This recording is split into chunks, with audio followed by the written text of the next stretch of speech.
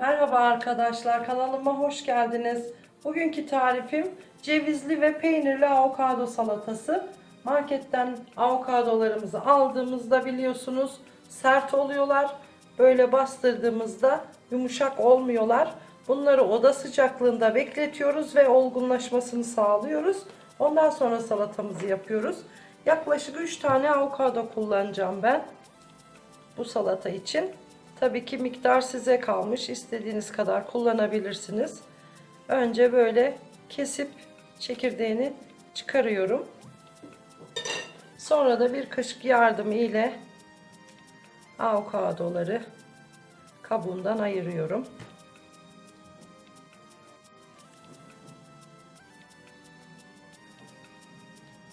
Misafirlerinize değişik bir salata yapmak istiyorsanız bunu mutlaka deneyin. Şahane lezzeti var. Besin değeri çok yüksek. Çok vitamin, mineral ve iyi yağlar barındırıyor içerisinde avokado. Özellikle çocuklarınıza mutlaka yedirin.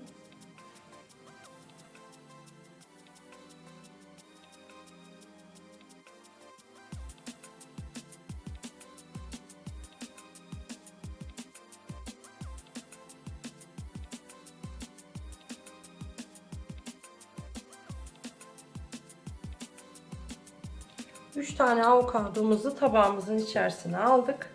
Şimdi 3 tane böyle orta boy sarımsağım var. Onu rendeliyorum içerisine. Yapımı da çok kolay.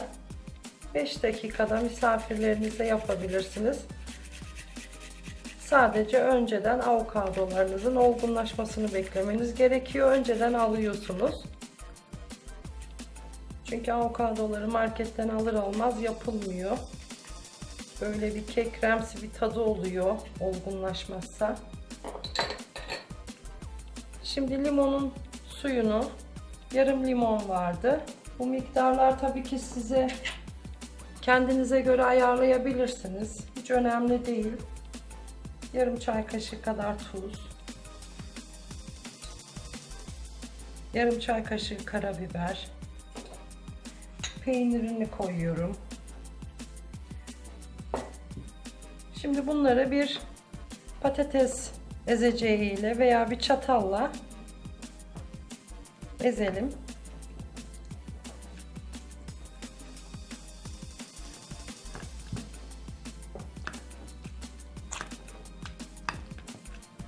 Yumuşak olduğu için çok çabuk ezilecektir.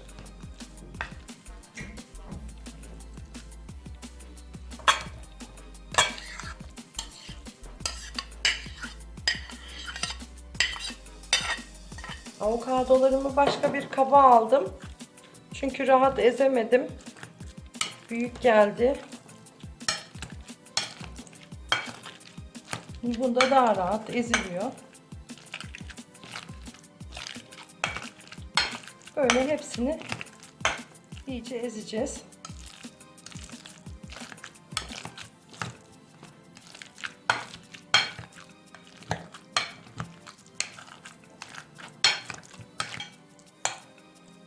Avokadoları iyice ezdik.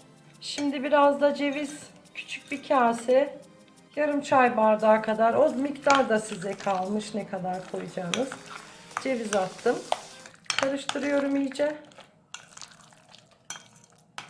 Zeytinyağı koymuyorum. Çünkü avokadonun kendi yağı yetiyor. Sadece süs amaçlı üzerine döküyorum. Şimdi servis tabağımıza alalım. Misafirlerinize yapın. Eşinize, çocuklarınıza yapın. Çok sevecekler, inanın. Muhteşem bir tat.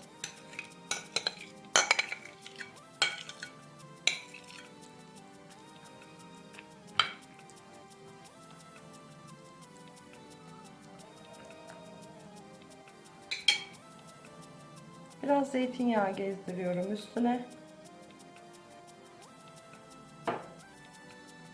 Dereotuyla da süslüyorum. Servise hazır. Umarım beğenirsiniz. Kanalıma abone olup beğenilerinizi unutmayın. Sağlıkla kalın. Hoşça kalın.